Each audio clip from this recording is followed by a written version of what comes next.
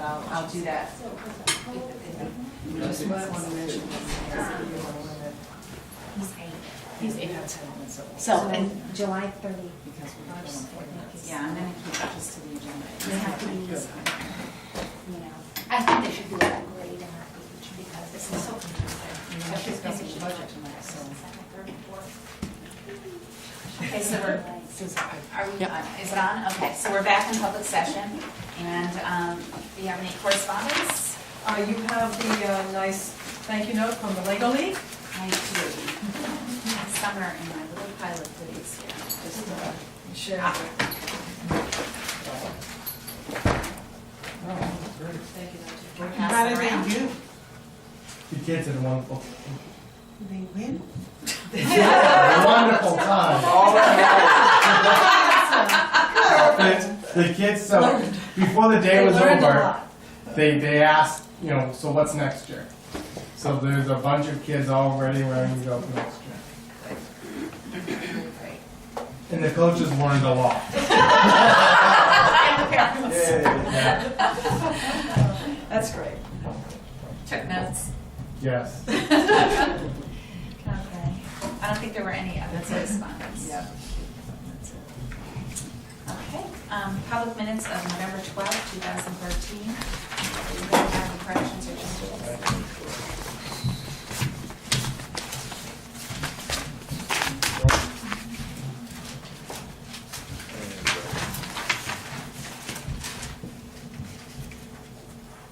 I have a couple of things. Maybe on this one. I had on the packet, page 4 of the packet, 1,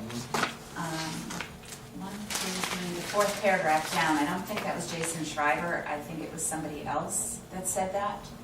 Right. I think it was Jason. I think I talked to you about Yep, this. yep. I don't remember. You figured out who it Yep, was, right? yep. You went back and Chaplin. Chaplin, yep. Okay. So that should be Jason Chaplin. That said that. And I didn't have any other changes to those. Anybody else? No. Do I have a motion to accept as amended? So moved. All those in favor? Aye. Aye. And then the minutes of November 19th, 2013. Excuse me, Sue, did you get the adjournment time? No, because I think I had left, and I didn't know when you guys left. Get into the next set, the second set of minutes. I don't remember. Keep going, keep going. It was late, I know that. Pass on. Late. No, that was a Keep non-meeting, going. that was To the late. next set. I wasn't here, so. The ninth. No, you weren't. No, I wasn't. Actually, you were for that one. I was here for that one. Yeah. But I wasn't here for the last one. I had only, there Oh, were, did you have a couple of there are two changes? things. Okay.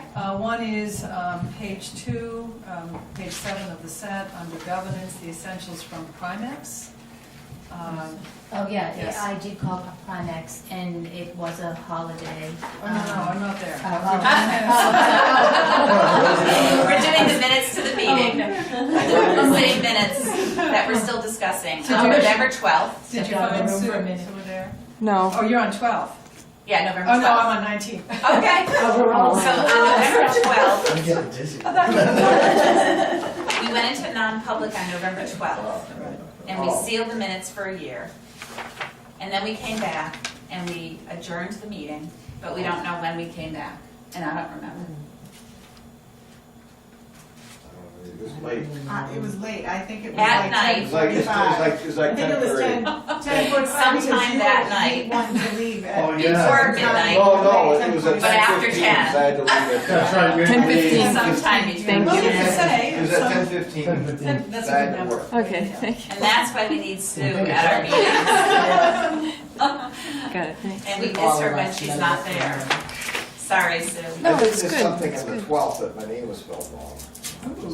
Oh, At the very end. I've done that a couple of times. Yeah, I know. Oh, yeah, there's It's like- an easy thing to remember. Cole, yeah, I got it. Colifer? I find it, I found it. K-O-H-L, yeah. Yeah. Yep, That's page 6, page 5. I went to the spelling. I see it. Come on. That's a challenge. I win. Okay, so all those in favor of the minutes of November 12th as amended? Aye. November 19th, okay, Betsy, go for it. Actually, there's only two things. One is on page 7, which is under C, governance, the essentials from Primex. You have PI, MAS. Oh, you got the wrong, you got different set. Well, the packet page 7, Right. Oh, yeah. yeah.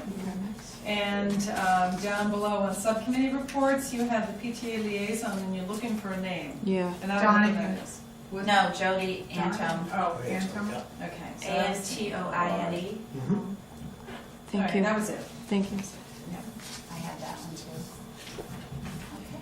Anybody else for any changes to those? Those are the ones you weren't at, Andy. Right. That's the meeting you weren't at. Motion to approve November 19th as amended. Second. Any discussion? All those in favor? Aye. Okay. Defer. Abstain. Public input on agenda items. That's right. So Abstain. is there a Abstain. sign-in sheet? And we're going to limit the public input to items on the agenda. Any questions that you have, I'd like it in writing, and we'll get back to you on. But we'd like to hear your input on any agenda items that you have, if you'd like to say anything. Melissa Owens? I only checked yes because Betsy's making me. What's that? made me do it. That I wanted to speak, I only checked yes because Betsy's making me. Oh. Not during a public I'm input. glad you But not just in public. Okay, okay. Angela O'Connell? I will struggle a little bit with this. I'm not sure what's going to be discussed with Title I, so I guess I'd just say that my daughter's personally benefited from Title I, the reading program over the summer and the math program right now. And so I've seen great strides in it and her work and so forth, so I very much encourage to continue to support the work, if you will. So I'm not sure what the discussion about Title I is, but I'll put that out there. And then the Lego Club that came up, also just to put out there, that my son was one of the participants. And they learned a lot, like Greg said, and we learned a lot as well to help coach them in the future. But it was really neat because they were very proud of themselves of what they accomplished. They did a lot of things with the robotics, and they did research, they did presentation, they did some public speaking. And so it was really neat to see, and it was 4th grade through 8th grade, so to see the interaction of the kids and how they came together and how excited they were and the team camaraderie, if you will, it was really exciting. So I just wanted to thank the board again for sponsoring that and say that James is definitely interested again the next year. My daughter, who's in 1st grade, is already talking about when she can start doing it. Good. So yeah, and so it's just a really neat thing. So when we're talking about curriculum and STEM and different things, there's unique areas like this that we can do to help bring the school along and give the kids experience. So I just wanted to share that and say thank you. Sue, Levine? I would echo what Angela said with regard to the Title I. My son is experiencing the benefit of that this year, and I certainly support the ongoing support of that program and the great work that Mrs. Holmes is doing with the students at the school. And beyond that, it's hard to tell from the standing agenda what exactly will be discussed to be able to know how to comment upon it. So I did have some questions, but you said those should be in writing via email, or what's the? Whatever you prefer, Sue. We just can't take 20 minutes of the meeting for public input questions, but we're happy to answer your questions that you have. So we do want you to, if you have questions about something, if you have statements that you'd like to make about the agenda, go ahead, but this is a public meeting for the agenda items. Okay. So are any of the questions you have about the agenda? I'm not sure, so I'll just. Okay. Can I ask just a clarification question? So if we had questions and we emailed them to you, could they be added to the agenda for like the next meeting then? Yeah, the agendas are set probably the Tuesday before this Tuesday's meeting. So Okay. in other words, we need them early. Okay. But you'll get all of your questions answered. No, And and- anything and- that needs to be public certainly can be.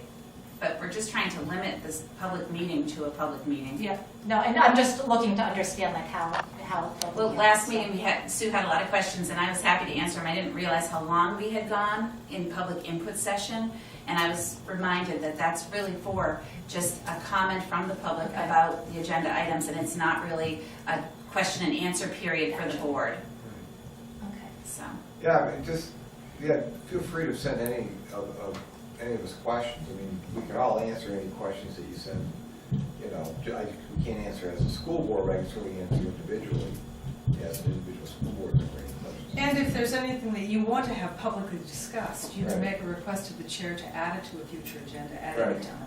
Yeah, Right. I think personally, sometimes it's just easier to discuss it, like you said, and have a dialogue versus, Right. but I can understand. So, presentation, Title I, Melissa Holmes. Okay, basically, I think you were all given the packet that I emailed to Yes. Betsy, You need to roll to that. Dr. Combs. And I just really like to thank you for the opportunity to speak. It's a program that I'm really proud of. We are benefiting right now 47 students, and I'm just really proud of the progress and the kids that I get to work with every day. Okay, in this packet, there's a lot of information. The first thing you will come to on page 1 is the things that were adopted by the school board, laying out what Title I is and what the parent involvement is in Title I. We also, when we send information out to the parents, there's also a blurb about what parents do and how important they are to our students in general and our Title I students especially. So I think you've probably reviewed that before you guys wrote it, so I don't really think they're going to that a whole bunch. Okay, the next thing on page 3, if you look at this, this is a notice. Once we've done all of our testing and assessing that we do in September, we look at the kids that are tier 3 and tier 2 that are not under our special ed children. And the parents of those children get a letter in the mail. This is the letter that they receive. It basically just says that they've been chosen to participate in the Title I program, and that if they should have any questions, to contact me directly. Okay, the next page, if you go down on page 4, this is just about what Title I is. It's that it is a federal program. It's been around since the 70s. We are paid with grant money, and I think it's really very well used. We do use a lot of the assessments that we have in school anyway that we use for our general ed students, including Ames Web, NECAP, and NEWA. We do some benchmark testing using EDM as well for math. This is our first year doing math, so we had to tweak it a little bit this year so that to reflect that we're just doing math this year and not reading and math. There are a couple of students we are still touching on reading with, but we're doing it after school in an after school setting for those 2 students. Okay, the next page, as I mentioned, is just about, page 5 just goes on to, these are all taken, all of these things are taken from the Common Core standards as well as our everyday math program, as far as the different skills that we use. Title I, what we do to assess what we're going to and what drives our instruction is we give all of our students the EDM unit pre-assessment, see where their weaknesses and strengths are, and then base our instruction on the children's weaknesses, as well as what the teacher input. Every week I go to the meetings that we hold with the team members, and we talk about what skills are going on in math and what skills are also needed for the children.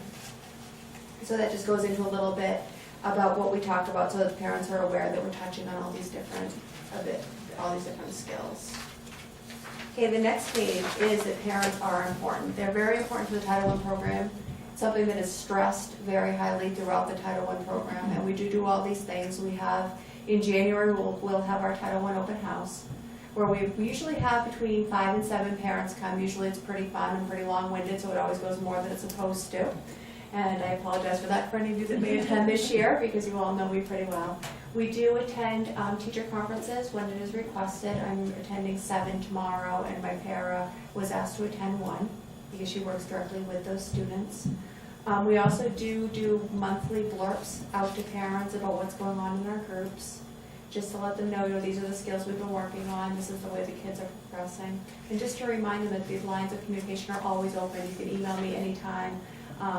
I haven't directly heard, I don't think, from either one of these parents this year, but there are parents that I hear from at least weekly to get updates on how their kids are doing and just to touch base. And I always welcome those kind of comments. I really enjoy working with my parents. I just added it to my to-do list. I I have this time tomorrow, I'll be Okay. able to, yes, I will be able to email back. But we do a lot of this, we do, and it's important to note that, the last thing on this thing, that we only can work with students who have signed up for the program and who we have parent consent for. 10% of my time under Title I guidelines can be used working with students who have not been officially qualified for the program. And right now, we're using that to work with 5th grade students because we're trying to keep those groups extremely fluid and making sure that kids that need the help can be placed into groups and kids that make strides can also be, in the same respect, taken out of groups. And because of their schedule, that works out really well during the RTI process. Okay, the next page, you will see the qualifying sheets that we use for Title I. They're what I did when we first started Title I is we started without a lot of the materials we needed. So I reached out to other members, other Title I directors, to see what they were using. And a lot of this is bits and pieces of theirs, and we've tweaked it over the years. I worked with Betsy a little bit this year, at the beginning of the year, to either take parts out or put things in to make sure that everything really, focused on what we work with the students at Ellis. This year, we did change things a bit because there's a lot more assessments for reading than there is for math. So with kindergarten, we actually had a hard time because they do the EDM assessment, but they don't do the Ames Web assessment. So I met with the teachers and I said, okay guys, this is what I really need to know. We really need to work on number sense to start out with kindergarten. And one of the teachers, Deb Almond, who's been there for a long time, said, oh, I have the perfect thing. And we shared it with all the other team members, and they all agreed this was the perfect thing, and we've brought it in. That's when you see common assessment, that's what we're using. We have a common assessment that was done with all the kindergarten students. And it's very basic, just shows a lot of number sense and following directions with math instructions. And then we also use the EDM, beginning of the year assessment, which is all done orally with kindergarten and 1st grade students. It's a lot of, okay, I'm going to say, count with me. How high can you count? You would make it really fun. Teachers walk by and see me in the hallway and I'm like cheering the kids on. Come on, I know you can do better than that. Come on, come on, come on. It's like a cheerleader. The kids do really well. If we make it fun, they respond better. So that's what we use for our kindergarten students. You'll also notice that teacher recommendation gets 3 points on this because I do feel that the teachers know their children very, very well by the time we start recommending them for Title I. We focus highly on that because at any time a teacher can come to us and say, Johnny's making great progress. I don't know if he needs this anymore. Then what we do is we go back to the assessments again and back that statement up with data to make sure that the data also supports that feeling that Johnny's doing really good in class now and no longer needs the support. Once we're both in alignment, then we talk about dismissing the child from the program. And the parents get final consent on that. If a parent says, no, Johnny's doing great now, but I don't want him to lose the support, the child stays in the program. So if you look through on pages 8 and I believe 9, yes, 8 and 9, they're just more of the same. 1 through 4, it's a little bit different with the assessments that we use. If you look on page 9, you'll notice that the assessments are a little bit different for grades 1 through 4. And that's just because we do the Ames Web. We do assess the kids using Ames Web for grades 1 through 4. So we have that. Ames Web is a fantastic tool as far as giving us the reports. Literally color codes for us. Okay, these kids are red. Those are our tier 3 students we need to focus on. When we get that assessment data, we contact the case managers and make sure that none of those kids have math goals. Because if they have math goals, they cannot be Title I math students. It's like double dipping. So we're not allowed to do that. So we don't work with students who have math goals. Unfortunately, because I'd like to. Just because I like the kids. I'm selfish and I want to play with them all. All right, and then so if moving on, if you go on to page 11, you will see a copy of my daily schedule. When you see data, it's because I'm also I'm also the math coordinator for our district, and I collect data on all of our assessments. Especially, like I said, with our Title I students, we do a pre-assessment and a post-assessment. We compare that data. But for all the general ed students as well, we collect all the data every unit to make sure that the kids are doing well in the assessments, and also that those assessments coincide and align to the Common Core, which is coming up.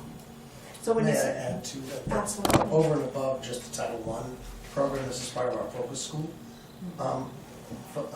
process where we're looking at data and looking at math data. So Melissa's collecting data for the whole school on that.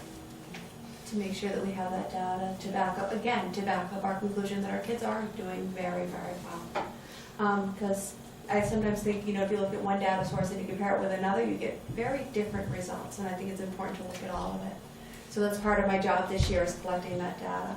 And I do that a lot on Fridays, when I get a chance, because, you know, half the time it's, oh, you know, so-and-so's mom would like to meet, so that's also the time that I try to sneak those extra meetings in. I do generally get there. I know that the schedule starts at 8, I'm usually there by 7:30, 7:45, and I'm usually there until at least 4. So it doesn't reflect, you know, there's like a lack of planning time, but that's when that happens, is the planning for the groups is before and after. Okay, the next slide, next page, page 12, will show you the paraprofessional schedule. I am extremely lucky to have Carrie Parento as my paraprofessional this year and last year. She is phenomenal. She really is. She is someone I could not do this program without, and I'm extremely fortunate to have her.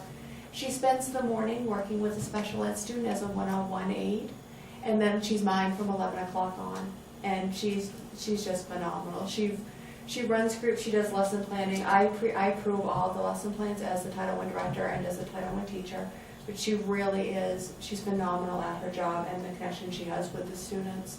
So if you look at that, that's her schedule. And again, she tends to stay later than she probably should. I don't make her that. And the next 2 pages are just the Ellis School information, the data that we're using for our focus monitoring process. I thought it was important just to note that there are gaps, and we are working. One of the purposes of Title I is to help close those gaps. Rotate. Control Alt plus, Control good. I know. right? Control Shift, or Control Shift. Control shift. Yeah. Control Shift. Everybody go like Oh, she was this. gonna rotate. Now do minus, Control Shift Melissa, minus. The column, the subcategory columns, IEP, SES, and SES and IEP. You can just click on view too. IEP is our special education Control. population. Click on view Minus. up top, very top, there you go. Rotate view, very top. Yeah, that's the Yeah, easy that's the way. easiest It works one. clockwise. Clockwise. Do it again. Do it again. One more time. Do it again. No, she's gonna have to do it again. I have it right here if you just want to look on with me, it might be Oh, easier. yeah, I just have problem. I think if you click on rotate view, it will fix it. And then There you go. everybody's happy. Next page. I'm sorry, the It's SES. very, this is a SES good is on question. You should- socioeconomic, so that's our lower income students. I'm sorry, Okay. I didn't hear. This is, It's socioeconomic status. if I might, this is the state growth, well, it's the index scores Mhm. for which we were identified in the focus schools. And what that says is students with IEPs, those are their index scores, students with socioeconomic issues, those are their index scores, and then those who are both socioeconomically identified and IEP identified have the lowest scores. So those are the issues. They're 48, yeah, so those 3 years are the years that we used to determine that we're a focus school. And those are the populations under which we became a focus school. And so we're working with those students Absolutely. to try and give them an advantage. That's what this program And is what are about. those numbers in the columns? There's percentages? Or Those are index scores. Oh, And let's see, so 88.15 yeah. needs to be higher than that. No, actually, the groups that Melissa was working with was the SES groups. Yeah. If you see it started lower, I think that was right around that was the first full year. It That was 10, the 11. first full year of Title I. 48. It is the gap between the state average, which the state average is 87.6 Index. index. Index So score. our SES students, which is the population Melissa's working with, she's got them above the state average. So Yeah.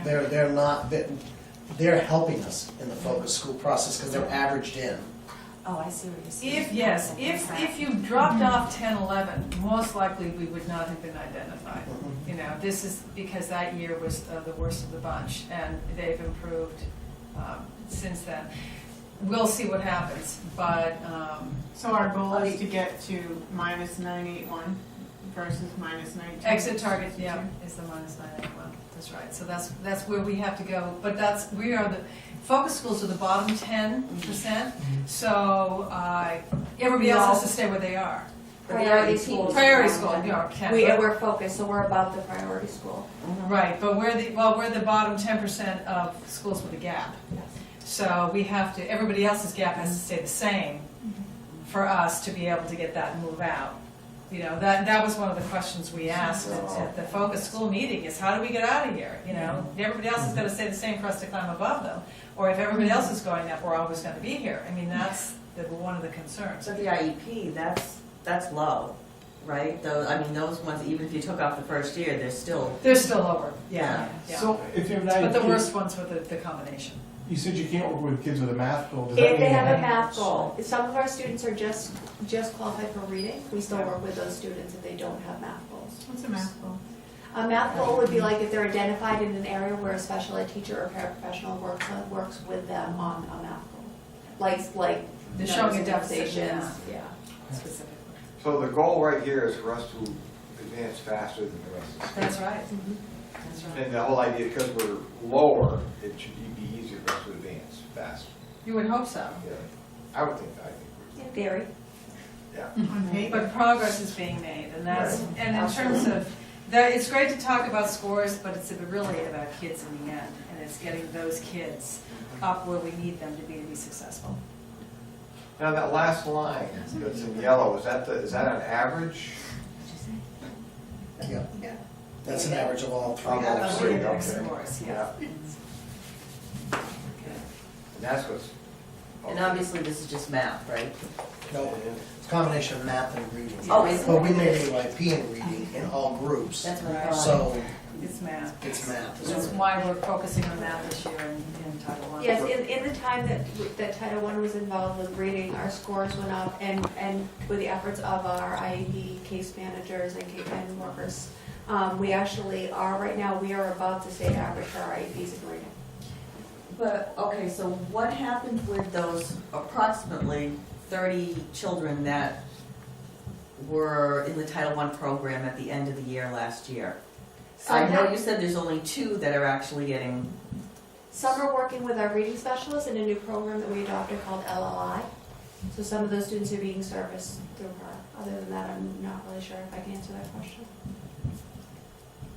The RTI process, though, should capture those kids. Absolutely. And support them, and that's, theoretically, I mean, if you didn't have Title I, your RTI process would do that. So they should be being supported through the RTI process. but for RTI, I thought when you hit a certain level, like if you're on Tier 2, you have a supplemental intervention according to the Tier 1, Tier 2, Tier 3. Tier 3 is most likely be referred to special education testing, or evaluations, I should say. Title I is over and above the RTI process. Right, because it's a supplemental, correct? Because RTI, you're working with a curriculum, but when it comes to Title I, you're working on just learning, you know, your maths and your reading. Absolutely. But she's also working with curriculum as well. Absolutely. She's enhancing the curriculum, but specifically targeting those particular standards because they're having difficulty meeting. But she's using the curriculum to do that. I thought you couldn't use the curriculum itself for Title I. Oh, no, we definitely can, and we should be. Because we want to align what's going on in the classroom with the skills that are being taught during our Title I small groups. Absolutely. So the SES and an IEP group is the same kids being counted twice? No. It's No. totally different? Totally They cannot be included in both groups.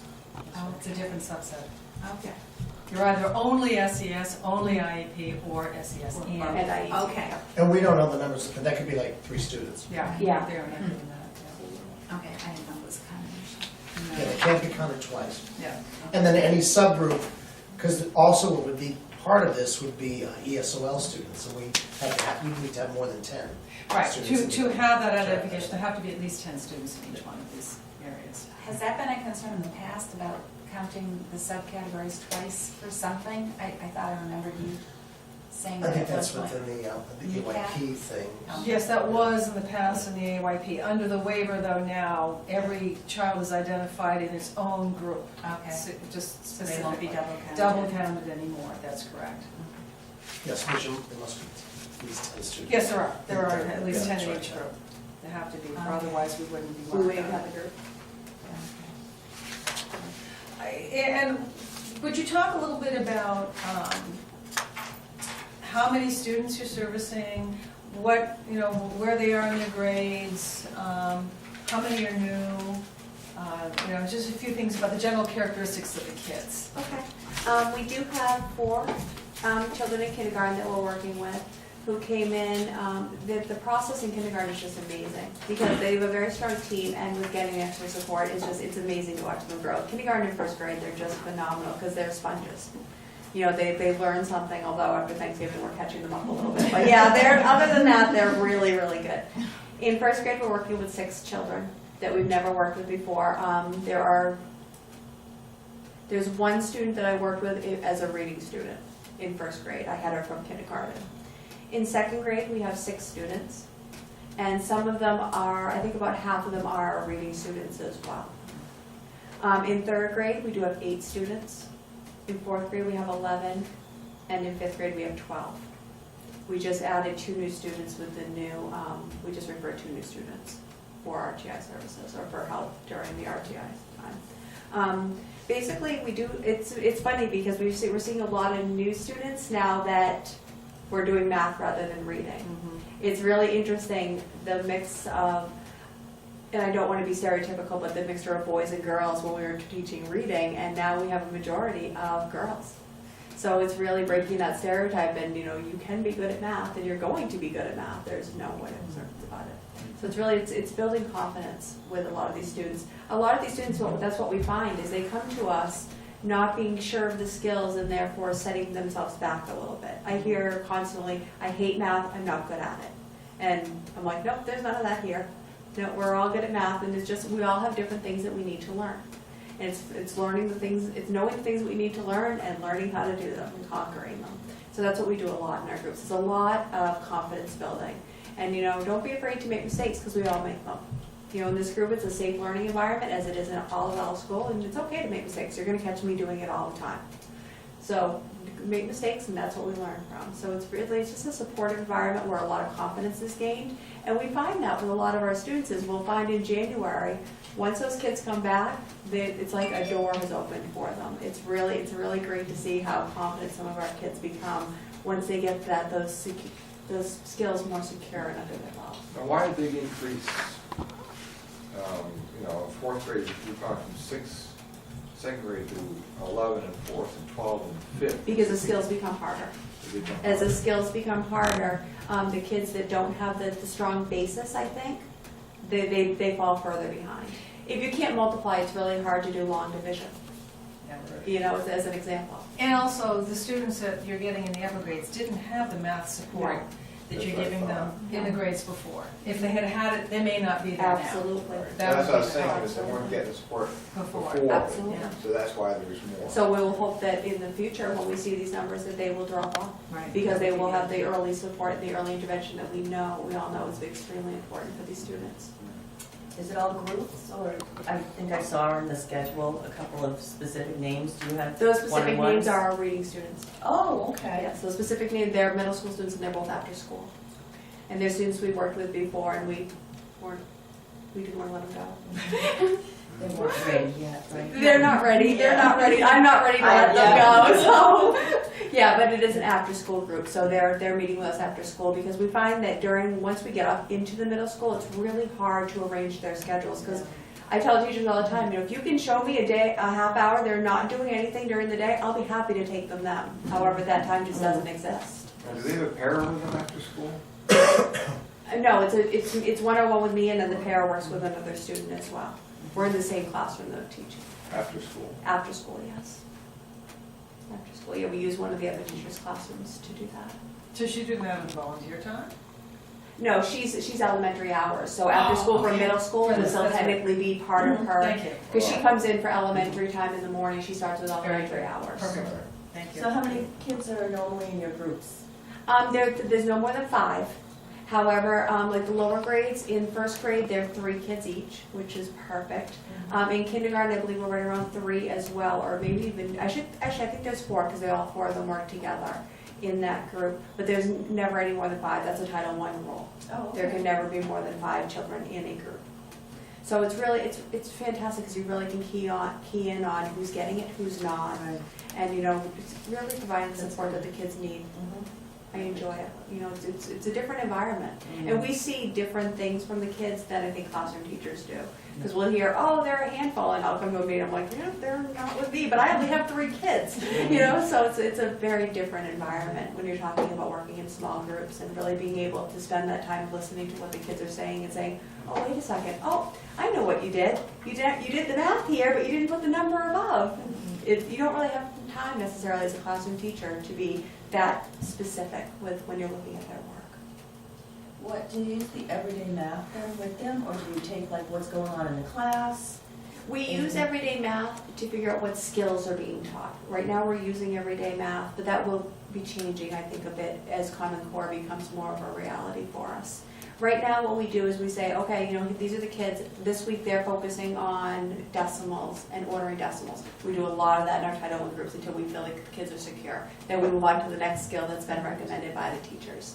Right now, the reason I said that we're going to see things changing is because with Common Core coming through, we're realizing more and more that EDM isn't the end-all be-all for us. It can't be. Because, so our math group, actually we have a math committee meeting on the 13th. And we're looking at our assessments and we're looking at the units themselves and we're seeing which ones align with our Common Core standards and what Common Core standards are not being addressed at all. So that our teachers are aware, oh shoot, we need to address this during this year, but yet if we just follow the everyday math curriculum, those skills are not going to be met. And therefore, when we do our testing, we're going to see our kids falling further and further behind in those skills because they're not being taught. And John, do we need to be thinking about changing our math curriculum to something other than everyday math? You mean the program? The program. Program. Well, that's what part of what we're doing. That's on the part of what everyday 13th. math is doing. I mean, the math committee is doing. That's All right. They will complement Yes. what's there with what needs to be there. Right now, the place where we are with the math committee, which also I'm on, is that right now we're just looking to give you guys data. We're trying to collect data so that, again, it's not just us saying this isn't working for our kids. We can say to you, oh, you know, out of these 12 units during this math lesson, only 3 of them are Common Core. And we've supplemented these, but what we'll need to do if we continue with EDM, what we'll need to do is come up with a curriculum map so that we know what skills are being taught alongside of what's going on with everyday math in order to make sure that our kids are receiving and getting all the instruction they need to be successful. So the bottom line, would it be easier if we didn't have everyday math? And would it make things I don't know if I can another answer that math question curriculum? because we have really talented teachers.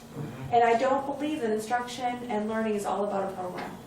They can find the resources. Absolutely. The Usually resources we're- are available. Right. Yeah. They are We available. They're purchased out the program, there was a manual that came with it that showed how it aligned with the Common Core. It's a perfect, no, They just many have- districts are going through the same thing. That's right. I had a conversation with the Sanborn administration and they, of course, they have math curriculum coordinators and so forth that did a lot of the alignment. And I think I told you guys last year when I went to ASCD, I heard that across the country. It's a different approach because it's the whole spiraling, I guess the spiraling piece, which is part of the philosophy and the research behind everyday math, doesn't fit well with Common Core. Right. So to match the Common Core and just pulling things, it takes the spiraling out, and so that's what we need to look at. How effective will our math program be by removing the spiraling and really focusing solely on Common Core, and if it's still going to be effective for us. And when we start testing in Common Core, Mhm. we'll be able to build upon that information. Absolutely. We'll know specifically where we need to retrofit. I know that Raymond is in a similar position that we are in, and I'm reaching out, we've reached out to each other, and we're actually sharing data so that they'll know what our math committee's doing and we know what their math committee's doing, so that we can, you know, share that data and know what's available out there.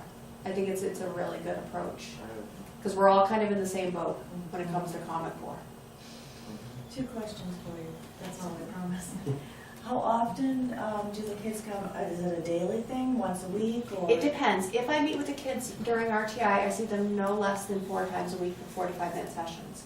Okay. If they are some of the times during the day, and the teachers, what happens when we do our schedule, this is how we did it this year, is we obviously have kids that have deficits in both reading and math. We can't say math is the end-all be-all, and we don't care if these kids can read. We can't do that. So a lot of the teachers have been extremely flexible with saying, okay, you know what, we do math boxes during this time, which is an independent activity with the students. Why don't you work with students during the math box time? So there are a lot of groups that I pulled during those independent times during the day. And those students get 45 minutes 3 times a week, or a half hour 3 times a week, depending on what the flexibility is. There's been, actually, there was one change in my schedule where I have a kindergarten meeting, and I only have to be there once a month, because kindergarten is its own little island. But I only actually need to be in that meeting once a month. So I've talked with the 4th grade teacher, who I really feel like her students need more of a boost, and she's agreed to let me take them for an extra, 3 weeks out of the month. I'm going to take them for an extra session because they really need the support. And we're finding that 4th grade's a really crazy year. They need so much because of going up to middle school the following year. So we do, it's really a flexible procedure. It's like, I'm giving you the teacher look. I noticed, Melissa, that you stopped at grade 5. Is that because grade 6, 7th, and 8th don't get Title I? No, we have to cut off somewhere because of funding. I'm only one person, and unfortunately, I couldn't add anymore. And so when you say we, and you say Title I teachers, like you've mentioned that a few times, who do you mean? When you I say am the Title I teacher. Okay, but It's you me. prefer to Title, And Carrie Parenta, who is my Title I para part-time. okay. And case managers don't help with it at all? No. They're, that's a totally different grant. Okay. That would be considered double dipping to use them for. Okay, so when you say Title I teachers, you're Talking talking about just me. you and Carrie? Yeah, the Title I department is me and Carrie. It sounds good though, doesn't it? The Now- Title I department? Now, if we were, it's a matter of funding, could we rewrite our grant to include, we can't do that? We only get a certain amount of money. Yeah, We you used to have. You can't ask for more All money. Oh, it's based It's all on a used for formula, how service. much It is. money we get. Yeah. When we started, when I first came on board, we hadn't had Title I for a few years, so we had a lot of carryover money. So we had, I think, 2 people working with you at that time, so now the carryover is kind of. She's the only person on Title I. Owner. So what do we do for the kids that are, going 6th, 7th, and 8th? Is it RTI? RTI. Yes, Yeah. our checks. Okay. We're finding now that 7th and 8th grade does, the RTI is more of enrichment, more of focusing certain skills. They don't have they have an RTI block, but it's not like one whole block and they're all in small groups. Because, they were scoring at 90% proficiency rates.